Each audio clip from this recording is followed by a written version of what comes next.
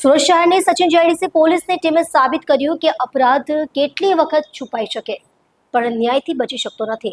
3 વર્ષ જૂના પોક્સોના કેસમાં નાસ્તા ફરતા આરોપી અને ભોગ બનનારને શોધી કાઢી પ્રશંસનીય કામગીરી કરી હતી। સુરત શહેરના લાલગેટ પોલીસ સ્ટેશન હદમાં નોંધાયેલા પોક્સો અને અપહરણના ગંભીર ગુનામાં છેલ્લા 3 વર્ષથી નાસ્તા ફરતા આરોપી તથા ગુનાની ભોગ બનનારને શોધી કાઢવા પોલીસને મોટી સફળતા મળી છે।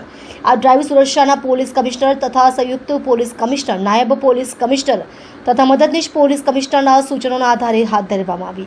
સચિન જીઆઈડીસી પોલીસ સ્ટેશનના પોલીસ ઇન્સ્પેક્ટર કે.એ. ગોહિલ અને બીબી પરમારના માર્ગદર્શન હેઠળ સર્વેલન્સ સ્ટાફના ઇન્ચાર્જ એએસઆઈ મોહમ્મદ ઇરશાદ ગુલામ સાદિક તથા સ્ટાફના હેડ કોન્સ્ટેબલ મુકેશભાઈ દિલીપભાઈ અને head constable Pravinbhai Bhimabhai human intelligence અને સંયુક્ત બાતમીના આધારે આરોપી તથા ભોગ બનનારને શોધી કાઢવામાં સફળતા મેળવી। આ કામગીરીને સ્થાનિક પોલીસ તંત્ર દ્વારા પ્રશંસા મળી રહી છે અને શહેરમાં મહિલા અને બાળ સુરક્ષા પ્રત્યે પોલીસની પ્રતિબદ્ધતાનું વધુ એક દાખલા તરીકે આ ઘટના નોંધાઈ છે।